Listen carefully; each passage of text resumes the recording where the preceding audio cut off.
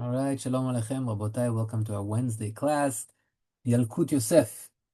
We are on the topic of Ilchot Shabbat. We've been discussing Kiddush, and today we are going to dive into the topic of Shinui Makom, changing your place. We touched it a little bit last time, but we didn't get into the details. If I want to do a Kiddush in one place and eat in another place, or if I start eating in one place and I want to move, is that a problem? So let's break it down to different cases that the Yalkut Yosef brings us. First case is Im en beda'ato la'avor makom. I started to eat somewhere, I did kiddush, I did a motzi, and I didn't have in mind to go anywhere. I'm sitting on my table eating, all right? Now what happens if in the same room, let's say it's a big room, imagine it's like a Shabbat Chatan and you're in a Shiraz type of place and you're on one table, and in the same room you want to move to another table. Is that a problem or is that not a problem? So he says, Lekatchila, you shouldn't do that. You shouldn't move unless you had in mind that you're going to move to another place in that room. However, b'diavad, you're allowed to move to the other side of the room, but you will not be allowed to move to a different room. Okay, so if it's, let's say, in a house, and there are people on Shabbat, there are a lot of people in the house, so one group is eating in the kitchen, and one group is eating here and there. It says, if you didn't have in mind to move from one place to the other, you had in mind to just eat over here, you can eat in anywhere that you see right now, in any room, okay? But in the room. But if you have to be into another room that you can't see into it, that would be a problem. Now what happens, he says, when I was doing the Kiddush and Hamotzi, I was sitting on my dining table. However, I had in mind that I'm planning on eating all over the place, meaning at the end of the hall in that room or in that room or whatever. So what does he say like this? He says, if it's in the same room that you had in mind to move to, then it's no problem. Lekatchila. I do a motzi over here on table number one. Lekatchila, I can move to another table. In the last case, it wasn't lekatchila. It was only b'diavad. Only if I want to, it's not the best thing to do, but I'm allowed to. But right now, no, there's zero problem. If you have in mind, I'm doing a motzi on this table and I'm going to eat on that table, that would be perfectly fine. But moving to another room, he says that's still allowed, aval b'diavad, meaning not like a tchila. It's better not to. But if you want to move from one room to another room, and you make a stipulation in your mind, okay, I'm doing a motzi over here, but I'm also allowed to eat in the kitchen and also allowed to eat in the living room or in the den, then that will not be a problem, and you could do that too, b'diavad. However, if you want to move, let's say, to your neighbor's house or to somewhere that you are able to see with your eyes, all right? So once you had in mind that you're going to do it and you're able to see the place, then it's completely allowed. There's nobody about it at all. It's all like a tchila. Let's say your neighbor in his front yard now is sitting and eating with people, and you're in your house and you want to eat there as well. If you can see it while you're doing hamotzi, so you know what, soon I'm going to go and continue my meal with them, that would be allowed as well. All right, so that's regarding moving from place to place. There are no questions on this. We'll jump to the next topic. These are topics that in the order of the Yalkut Yosef, we're going to go through it a little bit, but since you guys are always very advanced and asking questions of the future, then we've touched these in the past. Everybody always asks, how much do I have to eat when I hear Kiddush, Kazait, Kabetza? So this is his next topic. He says, the minimum amount that we need in order to be Mikayem, Kiddush bimkom Suda. Just a reminder, we learned that there's a pasuk, V'karata leShabbat oneg. Karata leShabbat oneg. From there we learned that wherever you call the Shabbat, V'karata is to call. Wherever you call the Shabbat, meaning you make a Kiddush, you have to have oneg. You have to have, oneg is pleasure. Meaning there's a meal. So there should be a meal where you do Kiddush. That's how we learned it from that pasuk. And what is the requirement of a meal that I should have with my Kiddush? Does it have to be bread? The answer is no. In order for the Kiddush to be motziuti yedei chova, that I won't have to do Kiddush again later when I eat my meal with the bread or whatever it is, I just have to have how much mezonot? Anybody remember?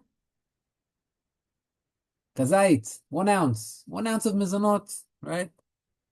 And if I did that, then I said ala michya, that's like the Birkat HaMazon for mezonot. Then later on, if I go back home and I want to eat hamotzi, I don't have to do Kiddush again. It's a question, if you have people that haven't heard Kiddush, what do you do for them? But assuming that everyone heard Kiddush, you don't have to do it again. But if you were in shul, you heard Kiddush, but you didn't eat a kazait of chameshet minei dagan, right, the 5 grains. If you didn't eat a kazait from that and you didn't say baracha achona, you really didn't yotzei yedei chova Kiddush. So when you come back home, you have to do Kiddush again, even though you heard it. All right. But what we said about the seudah being a kazait of one of the 5 grains is not one of the meals that you have to have with bread. On Shabbat, you have to have 3 meals with bread. Seudah shlishit. Okay, if you want to be lenient and you're too full and you just want to do it on more basic things like cookies or fruits, there is what to rely on. But likatchila, bread. The 3 meals that you need to eat with bread, the kiddush b'mkom seudah, when you ate that kazait of the 5 grains, it doesn't exempt you from eating bread later. You still have to have 3 meals with bread. But at least you're yotzei yedei chovat kiddush by having that mini meal, let's call it like that, which is the mezanot, or as we said, that's the next topic. You could also drink a certain amount of wine that will obligate you in the baracha achona, which is Baruch atah Hashem Elokeinu melech haolam al gefen val pri gefen. If you drink that amount, that is also considered a meal, says the Yalkut Yosef. What is the amount? With mezonot, with grains, we said kazait, about 30 grams, 1 ounce roughly. What about drinking? How much do you need to drink? Who remembers in order for it to be motzi yedei chovat seudah? Boss. Very good. Yeah, Eitan is saying kos, which is 86 grams. Steve is saying 3 ounces. It's all the same. We're all talking about revi'it yain, yeah, which is about 3 ounces, about kos, 86 grams of kiddush. Once you have that, you're mekayem kiddush b'mkom seudah. However, says the Yalkut Yosef, this is regarding the kiddush of the day.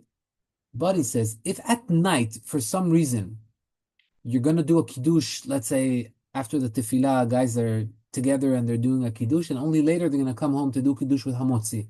I'm not recommending this, but this is a reality. This is something that happens. So if that happens, then if you're the one doing the kiddush and you don't want to eat now crackers or whatever, you want to say, at home, I'm going to eat hamotzi, but you need kiddush b'mkom seudah. So he says, besides the rov revi'it that you have to drink of the wine, it says, besides that, have another revi'it, meaning another 3 ounces of wine, and that will exempt you from kiddush b'mkom seudah. You won't have to do kiddush at home. Sorry, the camera turns off. I don't know why. Okay? But during the day, you don't need that. During the day, if you're in shul and you just want to drink wine and not eat anything, borei pri gefen, if you have over there the 3 ounces, that would be enough. You don't have to have, besides the cup of the kiddush, another 3 ounces. That's only at night. Okay, if we got that down, we could jump to the next topic. This is when we have a simcha, bar mitzvah, yirbus machot b'Yisrael. So the Yalkut Yosef gives us a tip. It says, if you have a bar mitzvah in shul, and now, or it could be a brit, whatever simcha that it is, that after Shabbat morning, everybody stays and has, those trays that are being passed around. He says, you want to do good for the tzibur. Now, you want them to be happy with you and taste something, but if by doing that, a lot of people that don't know the halacha are not going to eat a kazait of one of the 5 grains, you're giving only marshmallows. That's not a seudah. So people did kiddush, but they're eating marshmallows. Dem lo yatzu yedei chovat kiddush. How can they be eating right now? Now, we said that there's the shita of the Ravad, that really you're allowed to taste even though you don't do kiddush. Halacha is not like that, but since the opinion exists, you don't go and rebuke people. But if you want to know what's right, if you have the simcha, then make sure that on the trays you have items that are kazait mezonot, so that people could say mezonot, ala michya. In fact, if you have the comfort, you should stand up and say, Rabotai, I'm saying now borei minei mezonot to exempt all of you. When everybody finishes, this is what I do in over shul here in Shabbat. After the kiddush, I say, everybody, I'm saying ala michya, I have everybody in mind. People are good, but some people are innocent. They don't know that they need to say bracha chona, whatever it is. I remind them, I say, I have in mind to exempt them, boom. Now, it's not always easy in our shuls in Great Neck, but, it's when you're the one of the Bal Hairua, when it's your simcha, you're allowed to take the stage. You want to do it properly. You come to do good, not bad. Good is to make everybody do what the real halacha requires to do. So when you do something good, nothing bad ever happens. Let's do the good thing. All right. Now, can I do kiddush? I think we talked about this as well. This is the next topic. When I don't even drink a drop. We learned that there are 3 ways. The best way is that you drink the rov revi'it, the majority of the 3 ounces of the wine that you drink from them. However, we said that if you don't want to do that, it's enough that somebody else in the crowd drinks that. And he said option number 3, which is still okay, is that if all of us together had a revi'it, then we are exempt of kiddush. He said, however, what if I don't even want to taste it on my lips? Like the example of Rabbi Biton and the Brit of Yom Kippurim. Is that allowed? Is that not allowed? So, if I don't want to taste it at all, and I want to be motzi acherim yedei chova, I am allowed to do that. And you're going to ask me, but what do you mean? This is a bracha of borei pri gefen. It's a bracha of joy. when it's a bracha of a mitzvah, so you could say a bracha for somebody else, all right? Somebody's putting on tefillin, you say for him, Baruch atah Hashem, Elokeinu melech asher ki elishanu tzivanu aniach tefillin, you put the tefillin on him and he says amen. It's a bracha of a mitzvah, you could say the bracha and he only does it and not you. But when it comes to a bracha of pleasure, it's called birkot hane'enim. How can I eat an apple, borei pri ha'etz, and let someone take a bite of the apple? You can't do that. Halachically, that's forbidden. If I'm saying borei pri ha'etz, I have to taste it. I can't say that for someone else. Only with mitzvot I could do it for someone else. So wine, right now I'm tasting the wine. I'm enjoying it. How could it be that I'm not going to taste it, even though it's a bracha of joy? Anybody know the answer? So the answer is, the deen with wine is different because there's a chova of kiddushim. There's an obligation of doing a kiddush. So even though the wine is something of pleasure, but since it's attached to an obligation, the chova of doing the kiddush, therefore it's not considered birkot hane'enim. It's not a bracha of pleasure. It's more like a bracha of a mitzvah, and therefore I could do it even though I'm not tasting at all, and somebody else will do the tasting. So remember, this is kind of an exception that's important to remember. Although drinking wine on Shabbat during the Kiddush is something that gives us pleasure, but still it's not considered your classic birkot hane'enim. It's more like a bracha on a mitzvah because it's attached to a Kiddush, and bracha on a mitzvah I can do for someone else. All right. Now, is there a time limit, which means I heard the Kiddush, I said Amen, and I want to be Yotzei Yedei Chova Kiddush bimkom Suda. I want to have the Suda so that this exempts me from Kiddush. How long can I stay until I have that 1 ounce of the 5 grains? Is there a time limit? Says Yalkut Yosef that ad zman ikul. Okay, let's break it down. Le'achar kiddush yuchal miyad, he says. Once you hear the kiddush, it's best to eat right away. But if you stayed a long time and it took you a while until you tasted something, and you were doing stuff that had nothing to do with the meal, you weren't like preparing the table or organizing things. You were just hanging out. Let's say you came home, you did kiddush. You didn't have the 5 grains. You did kiddush. You said, maybe later I'll eat. Let me sit on the couch. You start reading a book. Then you say, you know what? I still didn't eat the 5 grains. Can I eat now? He says, no. That's a problem. There's a safek that you have to do kiddush all over again. There's safek because you didn't do it right away. He says, halacha lema'aseh, we don't tell you to do it, all right? But avoid that safek because safek barachot lakel. Maybe you were exempt, maybe not. Okay. But lekatchila, when you hear the kiddush, try as fast as you can to get a taste of the 5 grains. Or if you're doing hamotzi, taste the hamotzi. Don't take your time. But if you notice, what I said right now is when you're doing stuff that have nothing to do with the meal itself. But if you are doing something that has to do with the meal, he says, if you had in mind, I'm doing now kiddush, and I'm going to eat soon, but I want to, organize stuff, then you're allowed to wait up to 72 minutes. 72 minutes, let's say you're doing stuff at home, whatever it is. If you had in mind that you're taking your time, then you're allowed to take that time up to 72 minutes. What happens on Leila Seder?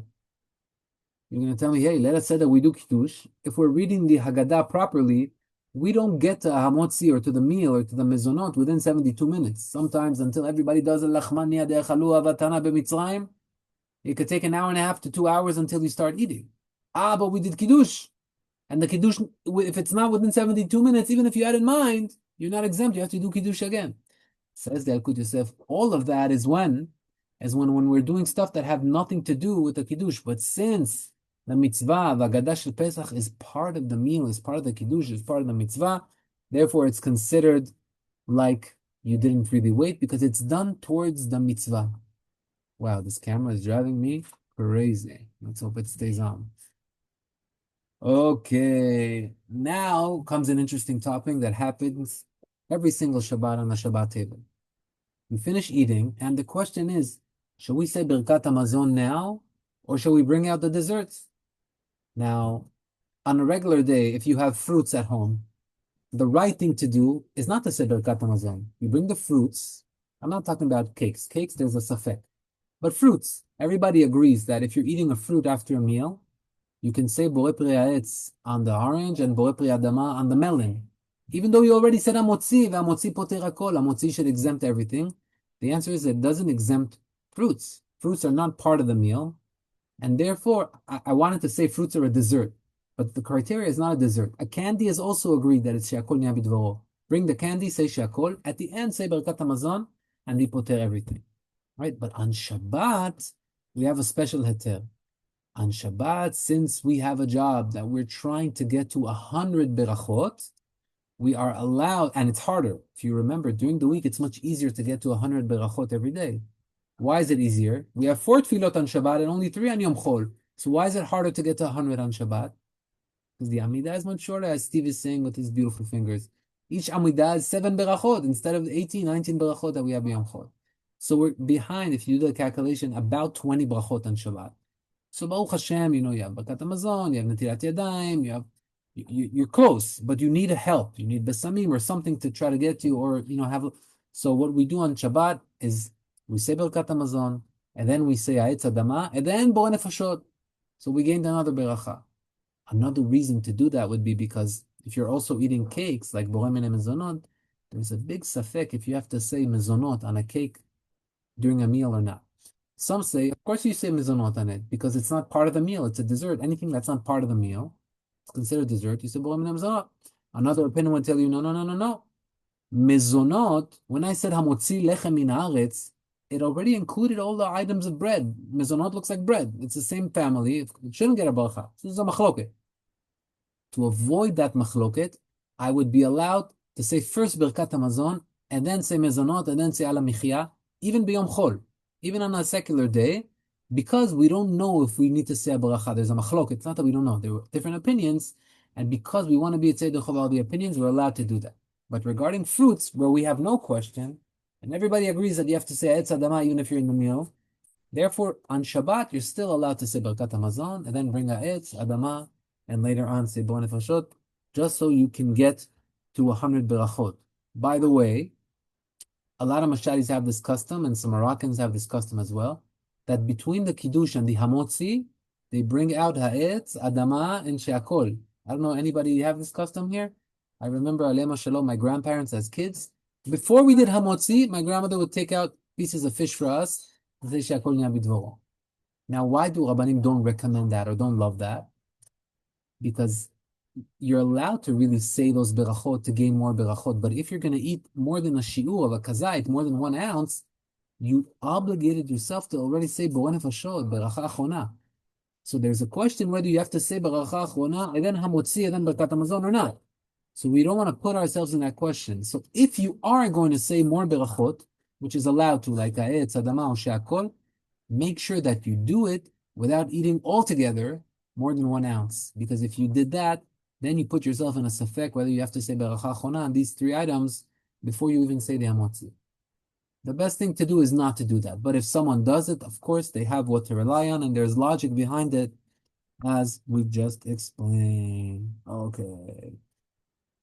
Rabotai, Baruch Hashem, we finished Siman up to Siman Reisha and Gimel. Now we're reaching Siman Reisha and Dalet 174. And this Siman has to do with the bread, with the hamotzi lechem min haaretz. So first of all, I told you that on Shabbat we do hamotzi 3 times. Now, the way that we do hamotzi is we always have what is called Lechem Mishneh. We have 2 chalot. There's a pasuk that from that pasuk we learned why we should have 2 chalot. Why can't I take 1 chala? Okay? So the pasuk says like this, Vayehi bayom hashishi, and it was on the 6th day, Laktu lechem mishneh shnei omer lechad.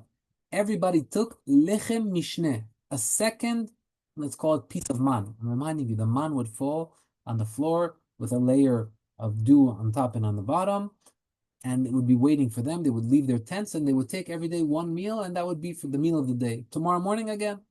But on Shabbat, you cannot, there was no man on Shabbat. On Friday, you would have a double that would be sufficient for both days. So that's why on Yom HaShishi, on the 6th day, they took a Lechem Mishneh. Okay, beautiful. So now we have a source that we need to do a motzi on 2 loaves together. But how do we know that Shabbat requires 3 meals? Every day we have 2 meals. Supposed to have, okay? Boker ve'erev, that's how it used to be. On Shabbat, there's Suda Shlishit. They added 1 more meal. Like, for example, they say that if someone wants to save food on Shabbat from a fire, then how many are you allowed to save? So For a week, let's say you save 14 meals. Why? Because there are 2 meals a day. The logic is 2 meals a day. Today it's more custom to have breakfast, lunch, and dinner. But back in the day it was 2 meals a day. On Shabbat, 3. Where do we learn? What is the source that we should have a Seudah Shlishit on Shabbat? They learn it from Psukim as well. There's a Pasuk that says like this: Ichlu hayom, eat it today. Ki Shabbat hayom laHashem, because today it is Shabbat to Hashem. Hayom lo timtziu basadeh. Today you won't find any more man in the sadeh, in the field. Whatever dropped on Friday is for you, right? It's not going to be there. How many times does the word hayom appear in this pasuk? Count with me. Ichlu'u hayom, ki Shabbat hayom laHashem. Hayom lo timtziu basadeh.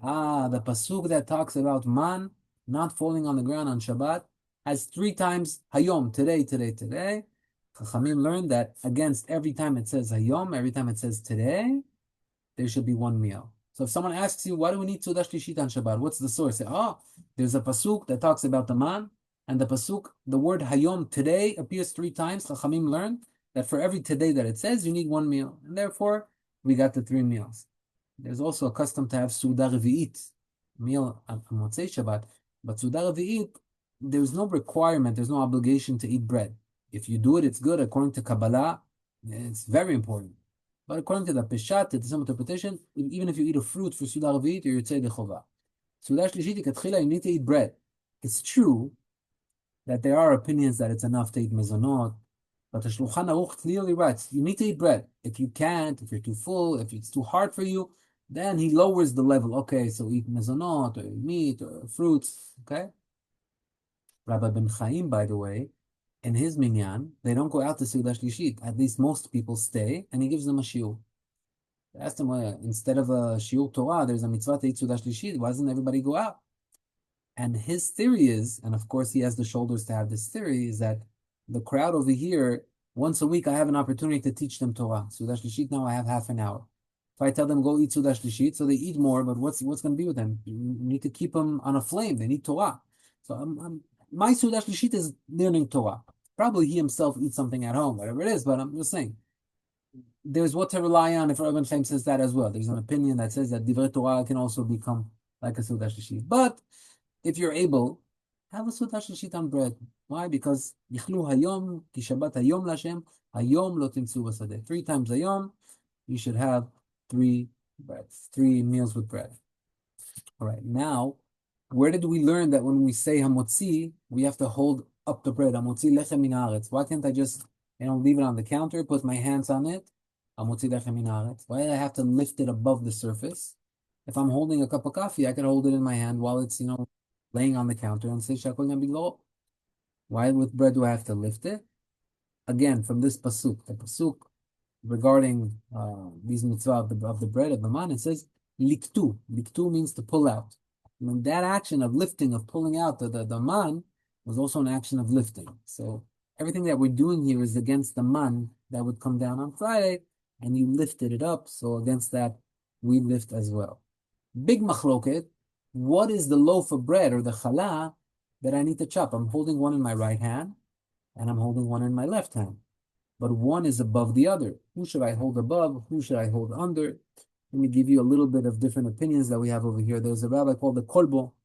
The Kolbo says that when you're holding 2 chalot, the one that's on top is the one that you need to take a bite first from. Why? Ki en ma'avirin al hamitzvot. Does this ring a bell to you? En ma'avirin al hamitzvot. Where did we learn this before?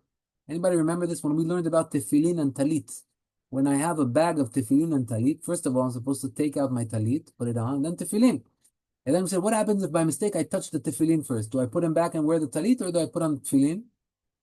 Tefillin, right? Why? The first mitzvah should be talit. Yeah, but once I made contact with the mitzvah, and once it came to us, we can't say, no, wait on the side. The mitzvah came to me, I do it.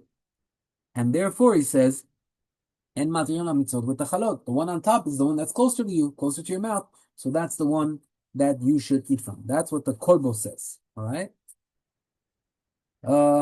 With tefillin, though, there's a special din. Remember, when we learned about tefillin and talit, we said that if that actually happens, yeah, put the tefillin first and then put the talit.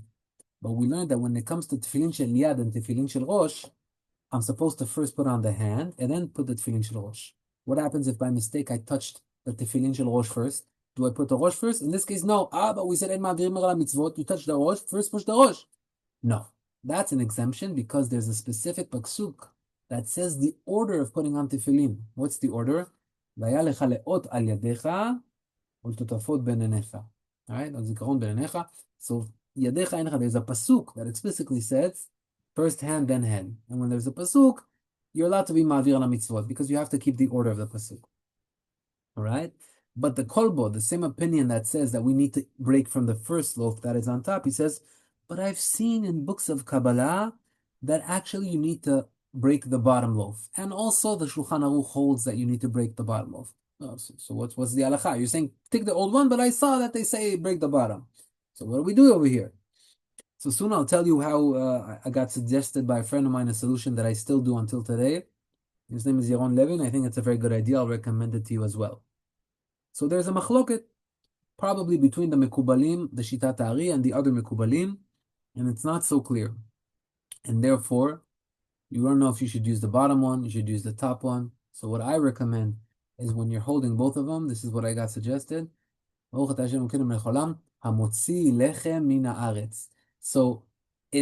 throughout the process, they were both on top and on bottom while you said the beracha. So really, there's no the one that is closer to me. They're both under that category, and since they're both under that category, just take the one that is in your right hand, and then you could seal the deal. We have 1 more minute. Let's try to get one more.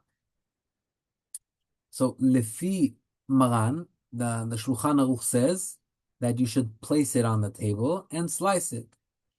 But according to the Ari Kadosh, no, you still have to be holding it the whole time while you're slicing it. Meaning, if you want to slice it, some people do it with the hand. Some people do it with the knife. If you're doing it with the hand, then the shita of the Ari is easier. While you're still holding the barchav the put one loaf down, the other one you're still holding, break and give out, break and give out.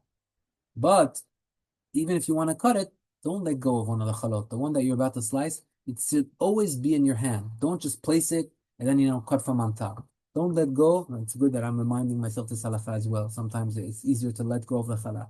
If you want to be mekayem the words of the Ari Kadosh, which is always recommended, don't lose contact with the challah until you finish slicing and passing it on. Okay, we'll continue from here next time. The time is up, Rabotai. Tizkor lemitzvot. Chazak u'baruch. Thank you, Zeke. Bye, everyone. Thank you. Bye-bye.